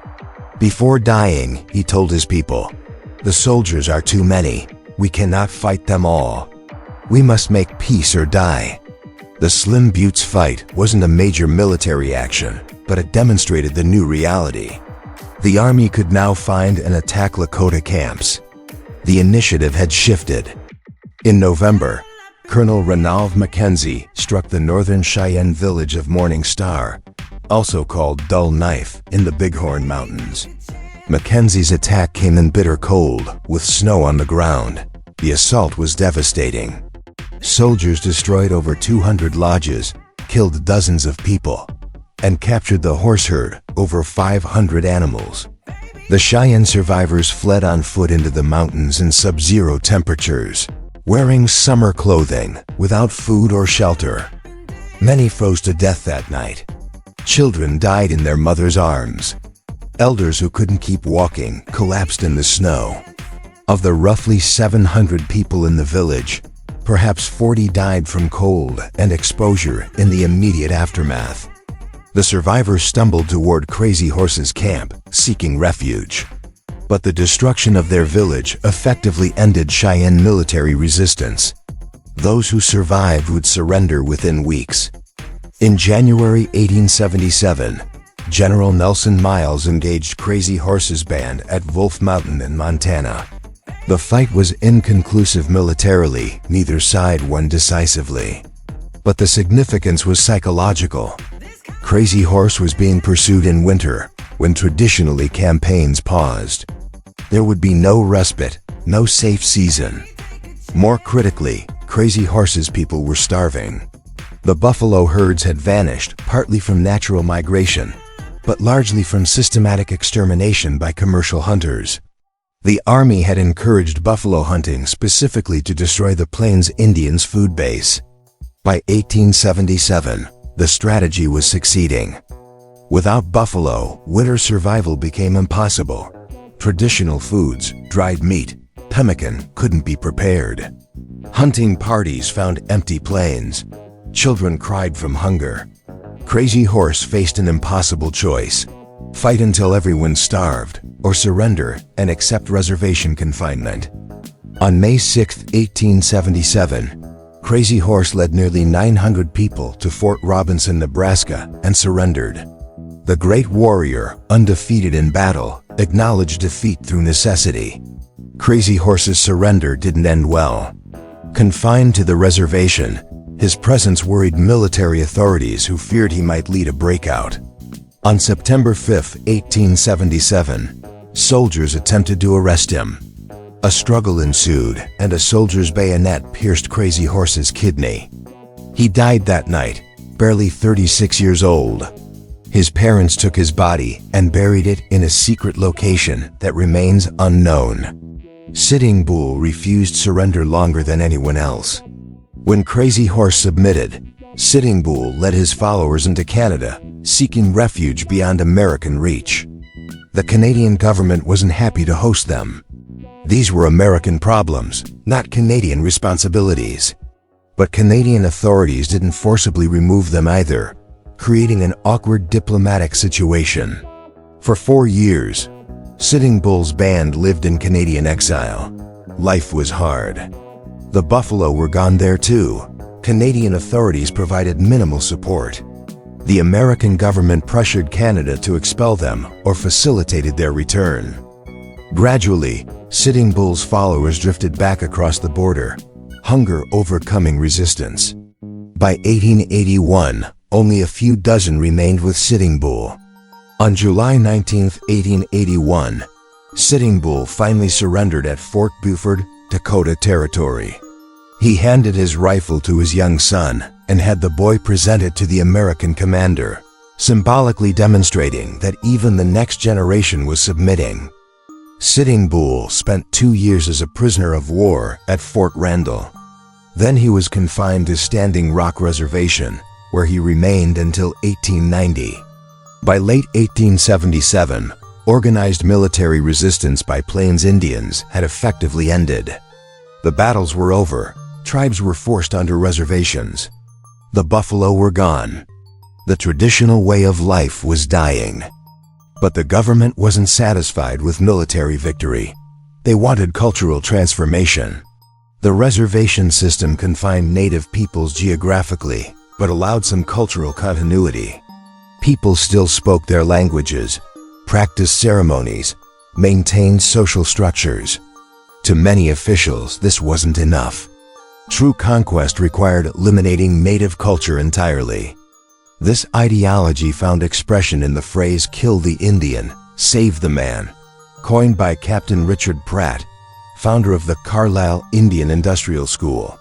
The concept was cultural genocide disguised as charity. Native children would be forcibly assimilated into American culture for their own good. The Dawes Act of 1887 formalized this approach. The act divided communally held reservation lands into individual allotments assigned to families. Any surplus land after allotment would be sold to white settlers. The justification claimed individual land ownership would teach farming and encourage civilization. The reality was theft on an enormous scale. The Great Sioux Reservation, guaranteed by treaty, was broken into 6 small reservations in 1889. Millions of acres were declared surplus and open to white settlement. Traditional ceremonies were banned. The sun dance, the most important religious ceremony for many Plains tribes, was outlawed as barbaric. Ghost dances, a spiritual movement that emerged in 1890, was suppressed with violence. Native children were forcibly removed from families and sent to boarding schools often hundreds of miles away. At these schools, children were forbidden to speak their languages, forced to cut their hair, dressed in American clothing, and punished severely for any expression of native culture. The trauma of these schools echoed through generations. Children returned to reservations unable to communicate with grandparents who spoke only traditional languages. Cultural knowledge couldn't be transmitted across the generational divide. Languages began dying as fluent speakers aged without young people to carry them forward. The final tragedy came at Wounded Knee Creek on December 29, 1890. The ghost dance movement had spread through reservations, offering spiritual hope to desperate people. Participants believed that if they performed the ghost dance ceremony faithfully, the buffalo would return, white people would vanish, and native peoples would be restored to their traditional lands. It was a nonviolent spiritual movement born from despair. But authorities viewed ghost dance gatherings as dangerous and potentially rebellious. When the Lakota leader Sitting Bull was killed while being arrested on December 15, 1890, some of his followers fled to join Chief Bigfoot's band. Bigfoot was heading toward Pine Ridge Reservation to seek protection when the 7th Cavalry Regiment intercepted his band. On December 29th, while soldiers attempted to disarm Bigfoot's people, a shot was fired. Sources disagree on who fired first. The soldiers opened fire with rifles and artillery. They killed approximately 300 Lakota, most of whom were women and children. Bigfoot, sick with pneumonia, died in the initial volleys. Bodies were found scattered across a 2-mile area. People had been hunted down while fleeing. The 7th Cavalry was the same regiment Custer had commanded. Whether consciously or not, they avenged Little Bighorn by slaughtering people who hadn't been born when that battle was fought. Wounded Knee is generally considered the final episode of the Indian Wars. After 1890, no significant armed resistance occurred. The conquest was complete. The consequences of Little Bighorn and the subsequent campaigns extended far beyond military history. For Native peoples, the defeat after their greatest victory created lasting trauma. They'd won the battle and lost the war. Their military success provoked a response that destroyed their way of life more thoroughly than any previous policy had managed. Population statistics tell part of the story. Native American population, which had numbered several million before European contact, declined to approximately 237,000 by 1900, the lowest point. Disease, violence, forced relocation, and cultural disruption created demographic collapse unprecedented in American history. The buffalo, essential to Plains Indian economy and culture, were hunted to near extinction. From an estimated 30 to 60 million animals in the 1860s, The population crashed to fewer than 1,000 by 1890. The destruction was intentional. Army officers explicitly recognized that eliminating buffalo would eliminate Indian independence. Land loss was staggering. The Great Sioux Reservation, established by the 1868 Fort Laramie Treaty, encompassed the western half of South Dakota. By 1890, it had been reduced to 6 small reservations totaling less than 20% of the original territory. Languages began dying. In 1870, dozens of native languages were spoken fluently by substantial populations. By 1950, many had no fluent speakers left. Knowledge systems, oral histories, cultural practices encoded in language all vanished with the last fluent speakers. The reservation system created dependency that persists into the present. Traditional economies based on hunting and trade were impossible on reservations. Government rations replaced self-sufficiency. The psychological and cultural impact of this forced dependency continues to affect communities more than a century later. For the American military, Little Bighorn became a defining lesson in the dangers of underestimating opponents and overestimating one's own capabilities. Military academies still study the battle as a case study in failed intelligence, poor command decisions, and the consequences of arrogance. The battle also cemented certain mythologies. The image of Custer's last stand, brave soldiers fighting to the death against overwhelming odds, became iconic in American culture. The reality was more complex and less heroic, but mythology often overwhelms history.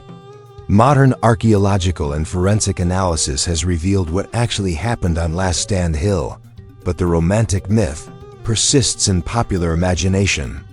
That gap between historical reality and cultural memory reveals how societies construct narratives that serve current needs rather than honoring past truth. The Battle of Little Bighorn stands as one of the most analyzed engagements in American military history. More has been written about this single day than about many entire wars.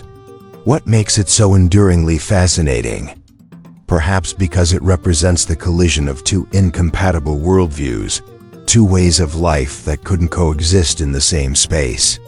The Lakota, Cheyenne, and Arapaho fought to maintain their traditional existence following buffalo herds, moving with the seasons, maintaining cultural practices unchanged for generations. The United States government demanded they abandon that existence, accept permanent geographic confinement, and adopt agricultural practices on marginal land. These positions couldn't be reconciled. One had to prevail. In military terms, the Lakota and Cheyenne won decisively at Little Bighorn. They demonstrated tactical sophistication, superior knowledge of terrain, effective use of available weapons, and courage under fire. They fought smart and they fought well. But tactical brilliance couldn't overcome strategic reality. The United States had unlimited resources and unlimited willingness to apply them. The native peoples had limited population, limited weapons, limited supplies. They could win battles but couldn't win wars of attrition. The great irony is that their victory accelerated their defeat. Had they lost at Little Bighorn or avoided battle entirely, the government might have continued half-hearted campaigns with limited resources. The shocking defeat provoked a response that guaranteed total subjugation. What lessons does this history offer? First, understanding your opponent is essential. Custer underestimated native military capability because his experience suggested native warriors would scatter rather than fight. That experience was valid for some contexts, but catastrophically wrong for Little Bighorn. When you assume opponents will behave as they did previously without considering changed circumstances, you risk disaster. Second, intelligence failures have consequences. Custer had no idea of the village's true size or the warriors' determination to defend it. His scouts warned him, but he dismissed their warnings. Believing what you want to believe rather than what evidence indicates creates strategic blindness. Third, tactical victories don't guarantee strategic success. The Lakota and Cheyenne won the battle, but lost their independence within a year. Sometimes winning provokes responses that make ultimate defeat inevitable. Understanding the broader strategic context matters more than any single engagement. Fourth, cultural destruction creates wounds that persist across generations. The policies implemented after Little Bighorn forced assimilation, language suppression, family separation, cultural prohibition created trauma that affects Native communities today. The physical conquest ended in 1890, but the consequences continue. Finally, how societies remember history reveals their values. For over a century, American culture remembered Custer as a hero and Little Bighorn as a noble last stand. That memory served certain purposes, justifying expansion, validating military sacrifice, reinforcing narratives of American exceptionalism. Modern scholarship has complicated that memory. We now recognize Custer's recklessness and arrogance. We acknowledge Native tactical excellence. We understand the battle as part of a larger tragedy of cultural collision and deliberate dispossession. But changing how we remember doesn't change what happened. 268 soldiers died on that hillside because their commander made catastrophically poor decisions. Dozens of Lakota and Cheyenne warriors died defending their families and homeland. In the years that followed, thousands of Native people died from violence, disease, starvation, and cultural destruction. No amount of analysis can redeem that suffering. What we can do is remember it honestly, acknowledge the complexity, and recognize that history's consequences extend far beyond the immediate participants. The battlefield at Little Bighorn is now a national monument. Markers indicate where soldiers fell. A memorial honors Lakota and Cheyenne warriors who fought there. Visitors walk the ridgeline where Custer died and look down at the valley where the village stood. The land is peaceful now. The warriors are gone. The buffalo are gone. The traditional way of life is gone. What remains is memory, lessons, and the ongoing work of understanding what happened and why it matters. On June 25, 1876, two groups of people met in violent conflict on the plains of Montana. Both fought courageously for what they believed in. Both suffered losses that echoed through generations. And the consequences of that single day shaped the American West and Native American life for more than a century. That is the true story of Little Bighorn, not a simple tale of heroism or villainy, but a complex tragedy of cultural collision, tactical brilliance meeting strategic inevitability, and the terrible costs of expansion and resistance. May we remember it honestly. May we learn from it wisely. And may we honor all who suffered by seeking truth rather than comfortable mythology. If this deep dive into one of America's most pivotal battles has given you new perspectives on the American West, the Indian Wars, or military history, I invite you to continue exploring these complex stories with me. Subscribe to this channel for more in-depth historical analysis that goes beyond the myths to examine what really happened and why it matters. We explore American history not to judge the past by present standards, but to understand the forces, decisions, and consequences that shape the nation we inhabit today. Hit the like button if you appreciate long-form, detailed historical content that treats viewers as intelligent adults capable of engaging with complexity and nuance. Share this video with anyone interested in military history, Native American history, or the American frontier. These stories need to be told completely and honestly, and your sharing helps that happen. In the comments, I'd love to hear your thoughts. What aspect of the Little Bighorn story do you find most compelling? What questions do you still have? What other events from this era should we explore in depth? And if you want to support the creation of more comprehensive historical content like this, consider joining our community on Patreon, where supporters get early access to videos, behind-the-scenes research notes, and input on future topics. Thank you for spending these hours with me, exploring a story that deserves to be understood in all its complexity. Until next time, remember, history is complicated, humanity is flawed, and truth matters more than mythology.